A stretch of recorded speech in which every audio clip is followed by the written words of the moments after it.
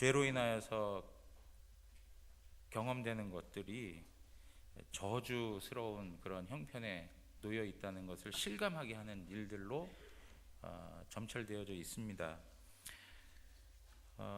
하와가 해산의 고통을 경험하고 남자의 다스림을 받아야 되고, 또 아담에게 있어서는 노동의 수고로움과 고통, 그리고 결국에는 죽음에 이를 수밖에 없는 그런 운명들, 이러한 일들을 통해서 하나님께서는 인간이 얼마나 큰 죄인이며 그로 인하여서 비참한 처지에 있는가를 깨닫게 하시기 위해서 그들에게 그러한 그 삶의 과정들을 두신 것입니다.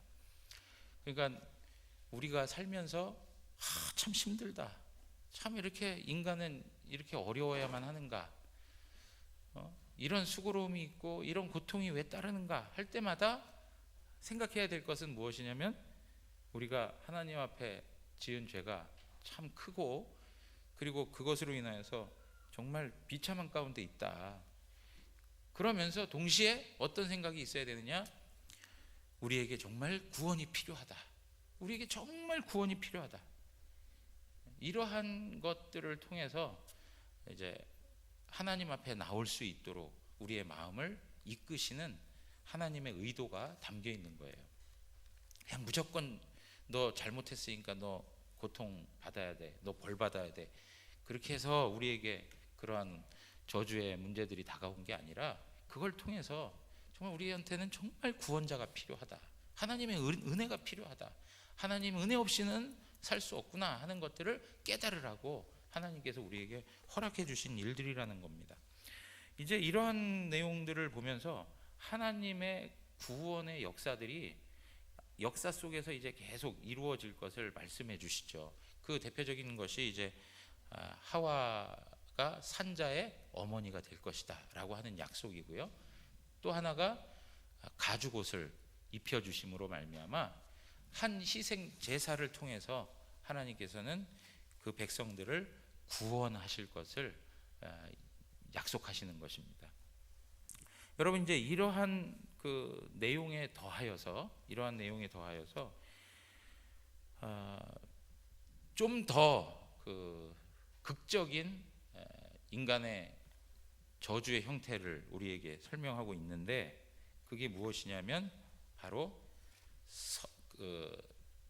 에덴 동산에서 쫓겨나는 그러한 내용들이라는 거예요.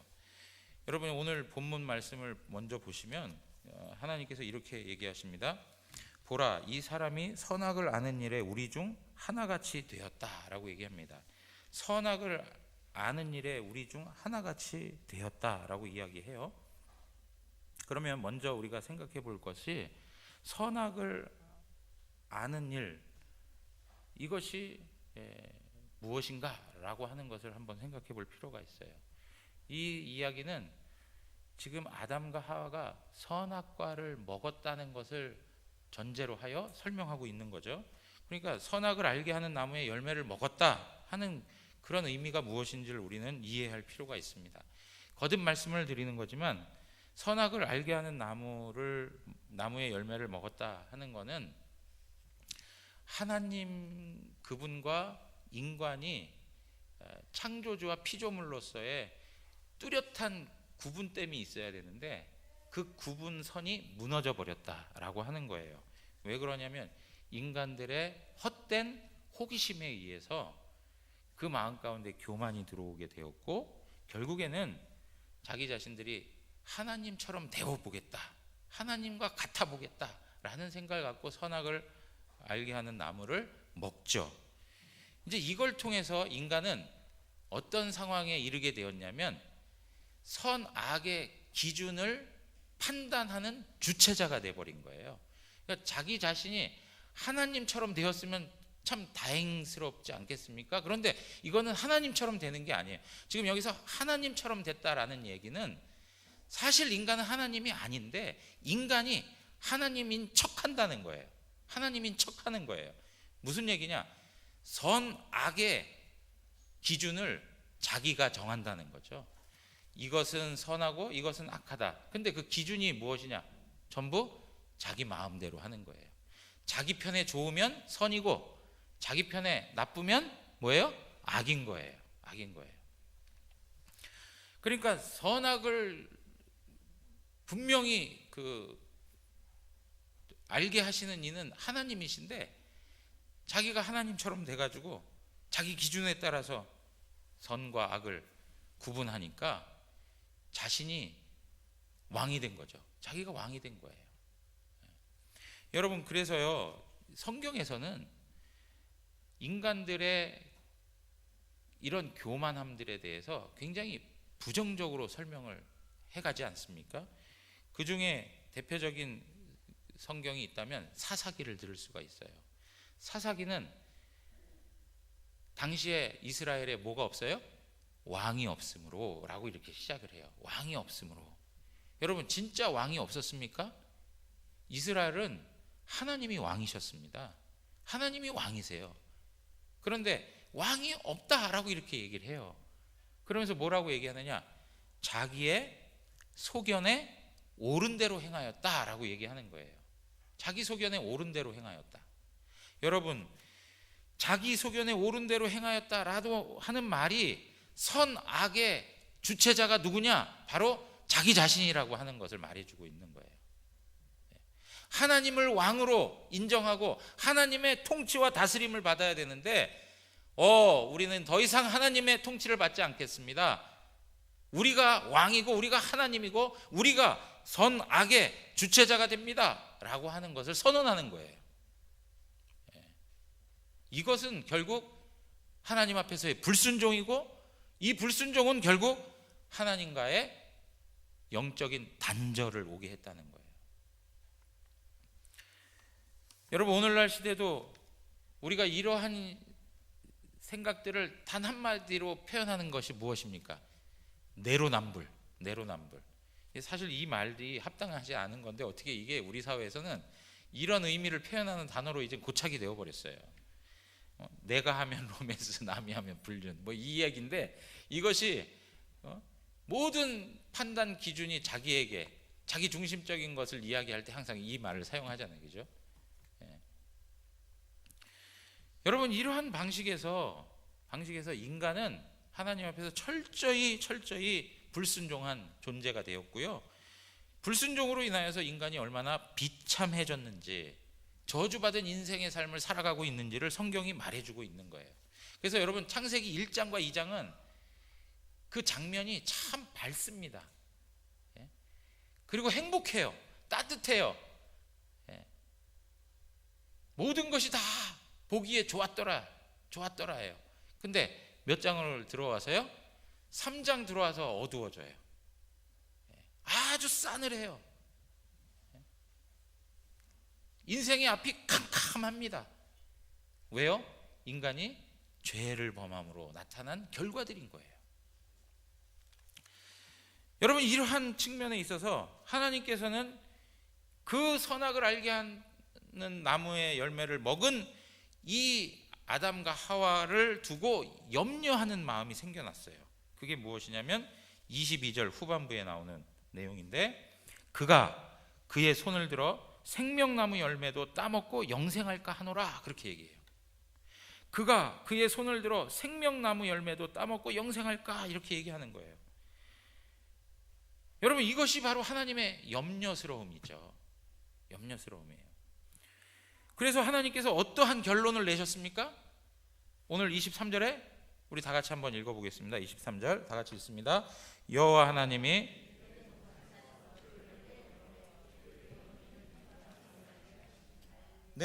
에덴 동산에서 그를 내보냈다라고 얘기해요. 24절에 가서는 뭐라고 얘기합니까? 이같이 하나님이 그 사람을 어떻게 하셨다고요? 쫓아내셨어요. 추방시켜버렸어요. 쫓아내셨어요. 여러분, 에덴 동산을 한번 생각해 보세요. 에덴 동산은 하나님께서 아담과 하와와 더불어 교제하셨던 곳이고요. 에덴 동산에서 하나님과 사람이 가장 행복함을 누릴 수 있는 공간이었어요.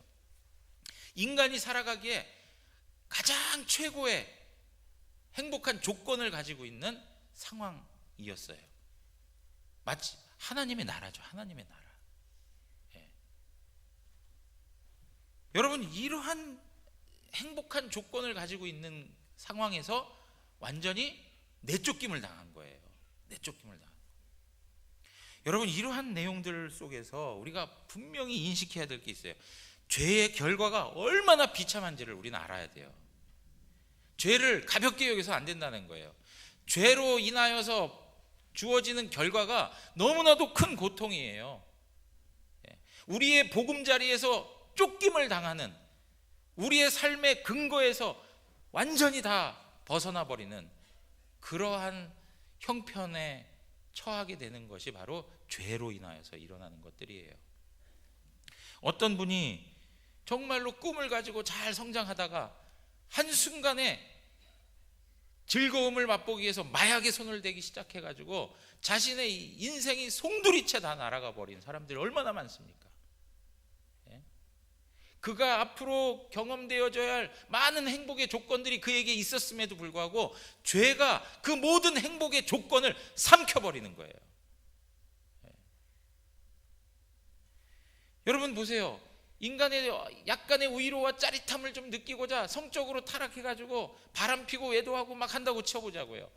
한순간의 즐거움을 위해서 그 죄가 나타내는 결과가 무엇입니까? 가정이 산산조각 나버리고 여러 인생을 황폐하게 하고 고통스럽게 하는 그런 일들이 있지 않습니까? 분명히 말씀드릴 수 있는 것은 죄는 무서운 거예요. 그리고 죄의 결과는 우리의 행복의 조건을 다 빼앗아간다는 것을 기억하셔야 돼요. 여러분, 이거 반드시 기억하셔야 돼요. 오늘 하루 삶을 살아가는 과정에도 죄는 끊임없이 우리를 유혹할 겁니다. 그럴 때 그 유혹을 받아들여서는 안 돼요. 안 돼요. 여러분, 에덴 동산에서 쫓겨났다 하는 이 말은 결국 하나님과 사람의 교제가 완전히 단절되었다는 것을 보여주는 거예요. 여러분, 그러니까 인생에 있어서 가장 복이 뭐냐? 그것은 하나님과 함께하는 게 복이에요. 하나님과 함께하는 게. 여러분, 시편 73편 28절에 시편 저자가 생생한 목소리로 우리에게 가르쳐주고 있는 말씀이 무엇입니까? 하나님께 가까이함이 내게 복이라예요. 하나님께 가까이함이 내게 복이라. 여러분, 우리가 하나님 말고 모든 것을 다 가진들 그것은 복이 될 수가 없어요. 세상의 모든 것들을 다 가졌다고 해도 하나님이 계시지 아니하면 그것은 허무한 거예요. 그러나 이 세상의 모든 것들을 없이 하고 모든 것들을 소유하지 못했다 하더라도 하나님 그분을 내가 내 마음 중심에 소유하고 그분과 함께 교제하는 삶을 살아간다는 것은 우리 인생에 있어서 가장 큰 복이에요. 다 얻은 거나 마찬가지인 거죠. 다 얻은 거예요. 그런데 여러분, 이러한 모습 속에서 하나님께서 그들을 내쫓아 버리셨는데, 내쫓아 버리신 것이 아담과 하와에게는 엄청난 저주이지만 하나님께서는 저주로 그들의 삶을 끝내지 않으셨다는 거죠. 그들은 죄를 범하여서 하나님 앞에서 엄청난 저주와 형벌을 받고 있지만 그냥 형벌과 심판과 저주를 받는 그 모습에서 그렇게 살다 죽어라고 내버려 두신 하나님이 아니신 거죠. 그래서 하나님께서는 그 자녀들을 어떻게 해요? 내보내신 거예요. 내보내신. 망가진 상태 그대로 오래도록 살아가는 것은 인간에게 있어서의 불행이에요. 불행. 만약에 죄로 비참해진 인간이 생명나무의 열매를 먹음으로 인하여서 영원히 산다? 그건 여러분 영벌이에요. 영벌. 영벌인 거죠. 요새 장수시대 해가지고 뭐 100세 이상 이야기하고 우리 계속 그러지 않습니까? 그런데 보세요. 예를 들면 우리가 인간의 한계라는 게 무엇이냐면 육체를 입고 있는 한 우리 육체는 계속 망가져요. 그러니까 우리 연세 드신 성도님들, 우리 부모 세대 성도님들께 부탁드리고 싶은 거는 참 연로하여서 참 힘들고 어렵고 인생이 너무나도 버겁다는 것, 그 다음에 마음의 평안도 없고 또 하루하루 살아가는 것이 참 고통스럽다는 것도 다 이해해요. 왜요? 육체가 점점 망가져가고 있으니까. 그런데 이러한 모습이 지극히 당연한 거라고 하는 것을 우리는 좀 받아들일 필요가 있어요. 예? 이거 왜 그렇지? 왜 그런 게 아니라 이제 연세가 되면 그게 자연스럽게 올 수밖에 없는 거예요. 예? 그걸 받아들이셔야 돼요. 그런데 제가 이제 좀 말씀드리겠지만 정말로 100세 시대를 산다고 해가지고 예를 들면요, 모든 육체가 다 망가져가지고 막 아프고 고통스러운데 진짜 막 200년 산다. 여러분 행복하실까요? 예? 요양병원에 누워가지고 200년 산다. 행복하시겠어요? 예? 행복하지 않죠. 행복한 사람이 어디 있겠습니까? 지금 하나님께서 염려하신 내용이 바로 그 내용이에요. 이 아담과 하와를 추방시킨 이유도 바로 그 얘기예요. 이 생명나무의 열매를 먹음으로 인하여서 이렇게 망가진 모습으로, 이렇게 죄의 괴물이 된 모습으로 영원히 살면 이건 아니지 않느냐 하는 거죠. 그래서 어떻게 하세요? 인간들의 타락에 한계를 지어 놓으신 거예요. 타락한 인간의 현실이 지속되지 않고 영원하지 않고 일정한 기간만 그 현상과 그 고통을 누리라고 제한을 주신 것이 바로 하나님의 은혜인 거죠.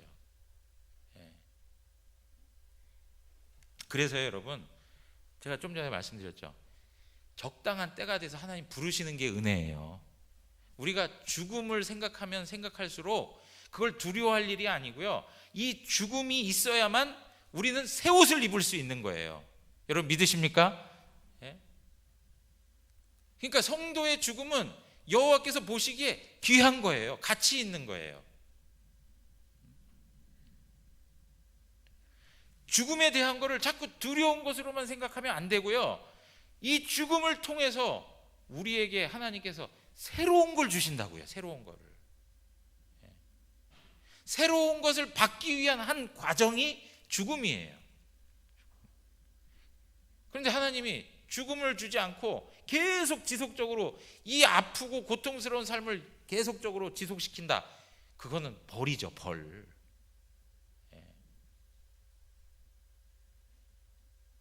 사랑하는 성도 여러분, 우리 대구 영안교회 성도님들 모든 분들은 죽음에 대한 이해를 좀 새롭게 했으면 좋겠습니다.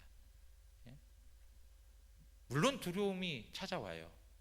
그러나 우리가 성경을 하나님의 말씀으로 믿고 하나님께서 행하신 구원의 역사들이 사실일진데 우리는 그리스도 안에서 다시 새롭게 부활할 것입니다. 그렇기 때문에 그것을 바라보고 사셔야죠. 그것을 바라보고. 여러분 여기 보면 에덴 동산 동쪽에 출구가 있었어요. 그런데 그곳을 하나님이 지키십니다. 24절에 이같이 하나님이 그 사람을 쫓아내시고 에덴 동산 동쪽에 그룹들과 두루 도는 불칼을 두어 생명나무의 길을 지키게 하시니라 그랬어요. 하나님께서 무엇을 두셨다고요? 그룹들을 뒀어요. 천사들을 두셨어요. 그리고 화염검, 두루 도는 불칼을 둬가지고 그 입구에 누구도 근접하지 못하도록 했어요. 여러분 이 사실이 알려주는 게 무엇입니까? 인간 스스로는 생명나무의 열매를 먹을 수 없다는 거예요. 인간 스스로는 생명을 유지할 수 없다는 거예요. 인간이 가지고 있는 이 생명은 영원하지 못한다는 것을 우리에게 설명해 주고 있는 거예요. 하나님께서 그룹들을 통해서 그리고 그 불칼들을 두어서 인간이 영원히 살려고 하는 그러한 인간적 시도들을 다 막으시는 것이 바로 하나님의 뜻이었어요.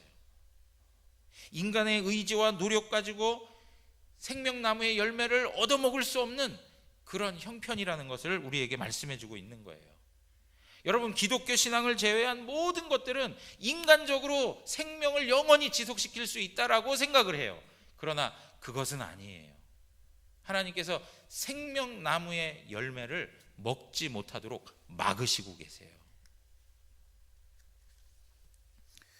여러분, 지난주에 제가 이 옆에 사시는 아주머니하고 대화를 했는데요, 이분은 보니까 불교에 아주 심취하신 분이었어요.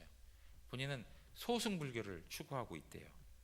그러면서 불교의 기복주의에 대해서 얼마나 비판을 하는지, 예? 여러분, 우리가 기독교 신앙 안에 있는 기복주의를 비판하는 것처럼 이분도 불교 안에 있는 그런 기복주의에 대해서 아주 신랄하게 또 비판하시더라고요.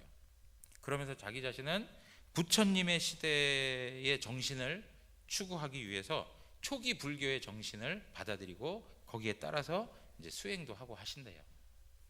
그래서 어떨 때는 불교 사찰에 들어가서 뭐 한 달 정도 수행하는 기간도 갖고, 그러면서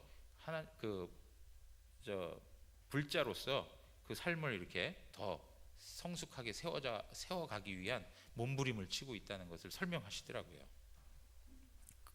한 달 동안을 수행을 하면서 그 절에서 지내고 있었는데, 그때 참 마음이 좋고 마음속에 있는 조금의 어떤 욕심도 다 내려놓은 것 같다는 생각을 하게 되었대요.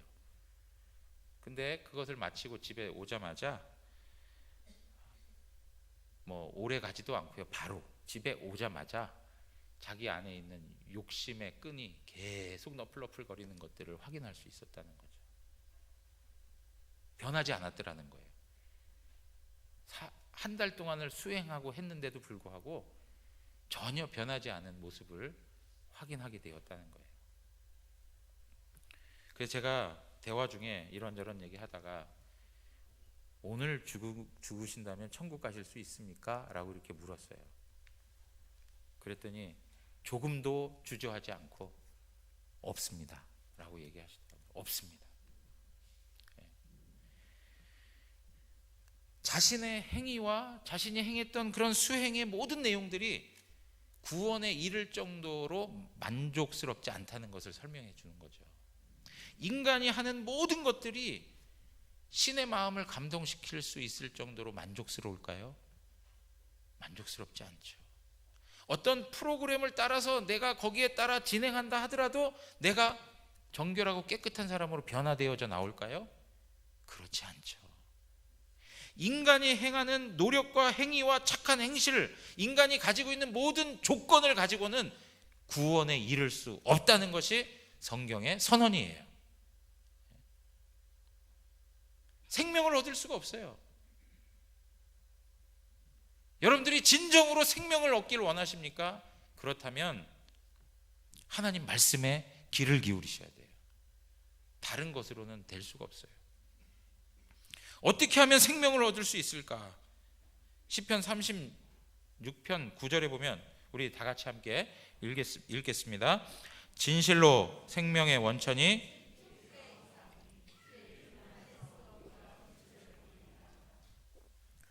생명의 원천이 주께 있다. 생명의 근원이 하나님께 있다. 여러분 믿으십니까? 하나님만이 생명의 근원이 되세요. 하나님이 생명을 주시는 거예요. 여기 주의 빛 안에서 우리가 빛을 보리라 그랬어요. 우리 스스로 빛을 만들어낼 수 없어요. 주님의 빛을 봄으로 말미암아 우리의 어두움이 해결되는 거예요. 빛 가운데 생명이 있다 말씀하셨죠? 빛 가운데 생명이 있습니다. 우리 주님이 빛을 주셔야만 우리는 생명을 누릴 수 있는 것입니다. 그렇기 때문에 하나님께서는 이렇게 추방당한 인간들을 위해서 그냥 무작정 너희 인생아 저주받아라, 너희 한번 형벌을 당해봐라 해놓고 내보내신 것이 아니라 그들의 비참함을 가지고 영원히 영생하지 않도록 하기 위해서 막으시고, 동시에 그러면서 그들을 위한 하나님의 구원 방법을 제시하시는 거예요.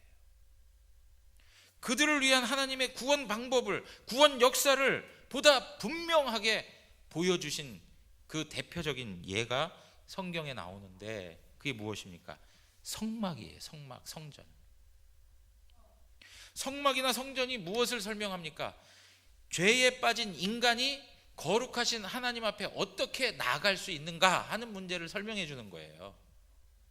추방당한 인생이 어떻게 하나님 앞에 돌아올 수 있는가 하는 걸 설명해 주는 게 성막이고 성전인 거예요.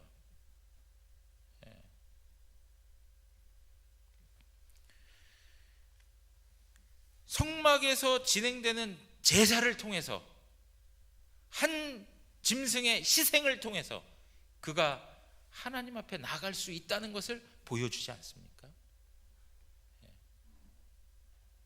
여러분, 그래서 하나님의 임재와 하나님의 얼굴 앞에 나갈 수 있는 이러한 구원의 방법을 성막을 통해서 하나님 보여주시는데, 비일리라고 하는 학자가 뭐라고 얘기했냐면, 성막은 무엇으로부터 오게 된 것이냐면 바로 에덴 동산으로부터 온 거라는 거예요.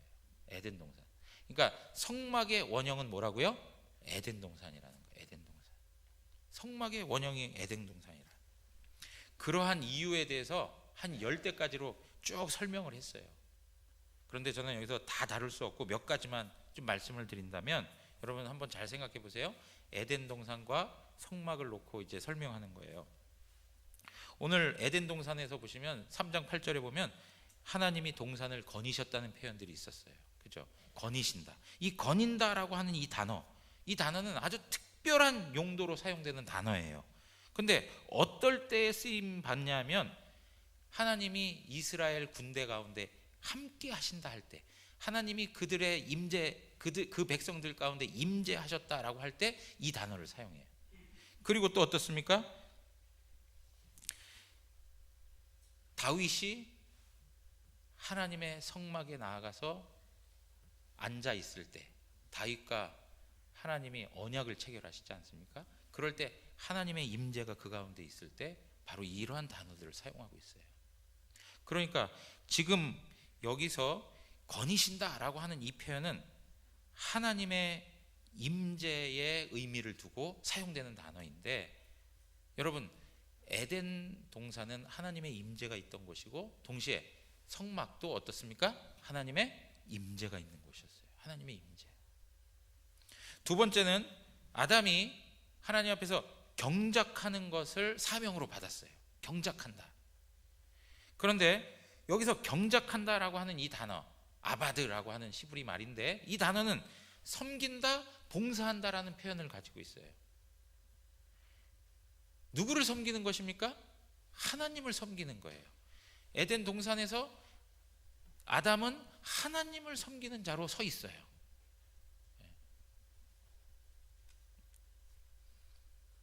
그런데 성막에는 누가 하나님을 섬깁니까?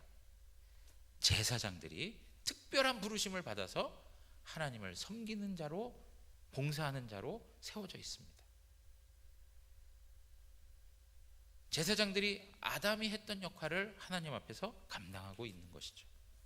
세 번째는 에덴에 무엇이 있었습니까? 선악을 알게 하는 나무도 있었지만, 동시에 지금 우리가 살펴보고 있는 생명나무의 나무도 있었습니다. 생명나무. 그런데 성막 안에 나무 모양을 하고 있는 것이 있어요. 여러분 뭔지 아세요? 성막 안에 나무 모양을 하고 있는 거, 등잔대. 이렇게 한 줄기로 올라와서 12가지로 나뉘어져 있는 등잔대 아시죠? 그게 무엇을 상징하는 거예요? 생명나무를 상징하는, 빛을 비추는 생명나무의 역할을 하고 있는 거예요. 에덴의 입구가 어느 쪽으로 나 있습니까? 동쪽으로 나 있습니다. 성막의 입구가 어디로 나 있어요? 동쪽으로 나 있습니다. 여러분, 이러한 내용들을 통해서 한 가지만 더 얘기하죠. 생명나무의 길을 에덴 동산의 동쪽에서 누구가 지킵니까? 그룹들이 지켜요. 성막의 지성소에서 언약궤를 누가 지킵니까? 그룹들이 지킵니다. 여러분, 이러한 내용들을 이렇게 비교해 볼 때 이 성막의 원형은 뭐라고요? 에덴 동산이다라고 이렇게 설명하고 있는 거예요. 에덴 동산이다. 자, 그러면 이 성막을 통해서 하나님께서는 추방당한 인생들이 어떻게 다시 하나님의 나라로 돌아올 것인가 하는 것을 보여주고 있다는 거죠. 완전히 하나님 앞에 버림받고 추방당한, 죄로 인하여서 비참하여 하나님으로부터 완전히 단절된 인생들이 어떻게 하나님 앞에 돌아올 수 있는가 하는 것을 보여주는 것이 바로 성막이다. 무엇으로요? 한 제사를 통해서 그 일들이 이루어진다고 말씀을 드렸습니다. 여러분, 시브리서 9장으로 가서 보시면 11절부터 내용들을 한번 제가 설명하겠습니다. 그리스도께서는 장래 좋은 일의 대제사장으로 오사 손으로 짓지 아니한 것 곧 이 창조에 속하지 아니한 더 크고 온전한 장막으로 말미암아 염소와 송아지의 피로 하지 아니하고 무엇으로 했습니까? 오직 자기의 피로 영원한 속죄를 이루사 단번에 성소에 들어가셨느니라. 구약의 성막 제사는 많은 짐승을 잡아가지고 그 피로 하나님의 보좌 앞에 나갈 수 있었어요. 그러나 이제는 짐승들의 피가 아니라 하나님의 아들 예수 그리스도의 피로 영원한 속죄를 이루사 단번에 성소에 들어가셨다라고 얘기해요. 그러면서 13절 보세요. 염소와 황소의 피와 및 암송아지의 죄를 부정한 자에게 뿌려 그 육체를 정결하게 하여 거룩하게 하거든. 이거는 구약 성막 시대에 정결케 하는 방식을 설명해 주고 있는 거죠. 그러면서 14절에 뭐라고 얘기합니까? 14절 다 같이 한번 읽겠습니다. 하물며 영원하신 성령으로 말미암아 흠없는 자기를 하나님께 드린 그리스도의 피가 어찌 너희 양심을 죽은 행실에서 깨끗하게 하고 살아계신 하나님을 섬기게 하지 못하겠느냐. 그리스도의 피로 말미암아 우리의 양심이 깨끗함을 입게 되었고 살아계신 하나님 앞에 나아가서 하나님을 섬길 수 있게 되었다. 그렇게 설명하고 있는 거예요. 누구의 피로요? 예수 그리스도의 피로. 짐승의 피로 하지 아니하고 반복적으로 드려야만 하는 제사가 아니라 단 한 번에 하나님의 아들 예수 그리스도가 제물이 되셔서 흘리신 그 보혈로 우리가 하나님 앞에서 깨끗하게 되었고 하나님을 섬기는 자가 되었다.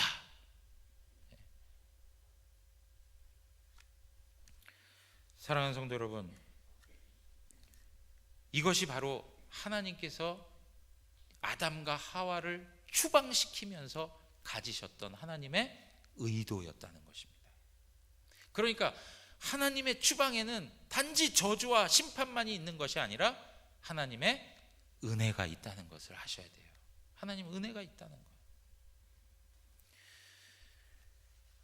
여러분, 성경을 보면 동쪽으로 가는 것이 하나님으로부터 점점 멀어지고 있는 현실임을 알려주는 구절들이 많아요. 동쪽. 여러분 자꾸 동쪽으로 가지 마시라고. 동쪽. 자, 한번 그 내용들을 좀 살펴보죠. 가인이 내쫓김을 당했을 때 그는 하나님을 떠나서 에덴 동쪽 놋 땅으로 향했다. 이렇게 표현하고 있습니다. 4장 16절이에요. 4장 16절에 보시면 가인이 여호와 앞을 떠나서 에덴 동쪽 놋 땅에 거주하더니 그렇게 있어요. 동쪽에 거주했어요. 동쪽. 여러분 이게 무슨 뜻이에요? 하나님으로부터 멀어져 가고 있다는 것을 설명해 주고 있는 거예요. 두 번째, 창세기 11장 2절에 가서 보시면 바벨탑을 쌓기 위해 모인 사람들에 대한 내용들을 설명해 주는데 2절에 이렇게 얘기합니다. 이에 그들이 동방으로 옮기다가 신할 평지를 만나 거기 거류하며. 어디로 옮겼다고요? 동방으로 옮겼다고요. 동쪽의 지역으로 옮겼다고 이야기를 하고 있어요. 아브라함에게 여러 자녀들이 있었어요. 그 중에 그두라의 아들들이 있었어요. 그두라라고 하는 여인을 통해서 낳은 자식들이 있어요. 그들을 떠나보내요. 그러면서 이제 말씀하신 내용인데 창세기 25장 6절에 보면 자기 서자들에게도 재산을 주어 자기 생전에 그들로 하여금 자기 아들 이삭을 떠나 동방 곧 동쪽 땅으로 가게 하였다. 동방 곧 동쪽 땅으로 가게 했다는 거예요. 그 다음에 보십시오. 롯과 아브라함이 하도 이제 그 가축들로 인하여서 목자들이 다툼을 하고 하니까 아브라함이 그러죠. 우리가 이제 헤어져야 될 때가 됐다. 너가 좌하면 나는 우하고 너가 우하면 나는 좌하겠다. 그렇게 얘기해요. 그러면서 롯에게 먼저 선택권을 주죠. 롯이 눈을 들어보니까 소돔과 고모라가 여호와의 동산 같고 애굽 땅 같았다라고 이렇게 얘기를 해요. 좋아 보였다는 거예요. 그러면서 11절 우리 한 목소리로 한번 읽어볼까요? 시작. 그러므로 롯이 요단 온 지역을 택하고 동으로 옮기니 그들이 서로 떠난지라. 여러분 점점점 동쪽으로 가면 이게 무엇의 의미를 두고 있는 거라고요? 하나님으로부터 점점 멀어지는 거예요. 하나님하고의 관계가 점점 멀어지는 방향이에요. 하나님에 의해서 에덴 동산에서 동쪽 문으로 나와 추방당한 인생이 동쪽으로 해서 하나님으로부터 멀어진 현실에 대한 설명을 우리에게 해주고 있는 거예요. 그런데 하나님께서 앞에서 말씀드린 것처럼 하나님의 아들 예수 그리스도의 단번의 희생을 통해서 그렇게 동쪽으로 갔던 그 인류를 다시금 회복시키시겠다, 다시금 하나님의 나라로 돌아오게 하겠다 하신 것을 단적으로 보여준 예가 뭔지 아십니까? 바로 동방박사예요. 동방박사들이 예수 그리스도의 탄생을 별을 통해 확인하면서 그 예수 그리스도 앞에서 경배하고 찬양하는 모습은 추방되었던 인생들, 동방으로 그래서 완전히 하나님으로부터 멀어졌던 그 인생들이 다시금 회복되어 하나님의 나라에 돌아올 것이며 그 왕 대신 예수 그리스도를 경배할 것임을 설명해 주고 있는 거예요. 사랑하는 성도 여러분, 하나님의 구원 역사는 시작되었습니다. 우리도 하나님 앞에서 추방당했던 인생들이었습니다. 그러나 하나님께서 우리를 내버려 두지 아니하시고 하나님의 영원한 나라로 불러 드리고 있는 것이죠. 그래서 어떻게 됐습니까? 예수 그리스도의 구원 사역을 인하여서 하나님의 나라가 활짝 열려 있는 거예요. 저와 여러분들에게 하나님의 나라가 활짝 열려 있습니다. 그룹들이 화영검이 지키면서 못 들어오게 하는 게 아니라 하나님의 거룩한 백성들, 예수 그리스도의 피로 말미암아 정결하게 된 하나님의 자녀들, 그 자녀들은 하나님 나라를 마음껏 들어가고 그 나라 안에 있는 생명나무의 열매를 마음껏 누릴 수 있도록 은혜를 허락해 주신 것이죠. 요한계시록 2장 7절 한번 보세요.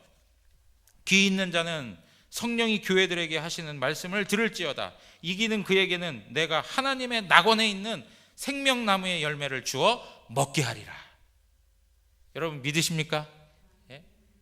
이제는 막으시는 하나님이 아니라 어떻게 하신다고요? 먹게 하시는 하나님이에요. 먹게 하시는 하나님. 누구에게요? 그리스도 안에 있는 자들에게 이 모든 은혜를 베푸신단 말이죠. 계시록 22장 2절에 있는 말씀, 길 가운데로 흐르더라. 강 좌우에 생명나무가 있어 12가지 열매를 맺되 달마다 그 열매를 맺고 그 나무 잎사귀들은 만국을 치료하기 위하여 있더라. 생명나무의 역사를 통해서 주님께로 회복되어 돌아오는 열매들이 얼마나 많은지. 14절에 자기 두루마기를 빠는 자들은 복이 있으니 이는 그들이 생명나무에 나아가며. 그리스도의 보혈로 자기가 입고 있던 옷이 깨끗이 씌워진 자들, 그 사람들은 복된 자들이요 그들이 생명나무에 나아가며. 이제는 금지되었던 생명나무가 그리스도 안에 있는 하나님의 백성들에게는 활짝 열려 있어서 그 생명나무를 먹고 누릴 수 있게 하셨다는 것이죠. 여러분, 그 생명나무가 누구입니까? 예수 그리스도이십니다. 그 생명나무가 무엇입니까? 하나님의 말씀입니다. 하나님 말씀이에요. 그러므로 우리는 이 땅에서도 생명나무의 열매를 누리는 복을 얻고 있는 것입니다. 사랑하는 성도 여러분, 우리의 삶에 참 고통스러운 일들이 많습니다. 이것의 원인은 죄입니다. 죄 때문에 병들고, 죄 때문에 늙고, 죄 때문에 고통하고, 죄 때문에 신음하고 탄식하고 밤을 지새면서 한숨 쉬어야 하는 일들이 우리 안에 생겨납니다. 그러나 그 모습으로만 하나님이 끝내시는 분이 아니라 그 이면에 하나님의 은혜와 사랑이 있다는 것을 기억하십시오. 그리고 이 세상에서 광야 같은 삶을 살아가는 우리 성도들에게, 에덴에서 추방되어서 정말 광야 같은 고통을 호소하며 살아갈 수밖에 없는 인생들에게 하나님께서는 다시금 에덴으로 돌아오게 하는 영원한 하나님 나라의 회복을 안겨주셨습니다. 그것을 우리가 믿음으로 받고 그 은혜를 누리면서 생명의 풍성한 은혜를 경험하며 살아가는 우리 성도님들 되시기를 주님의 이름으로 축원합니다. 다 같이 일어나시겠습니다.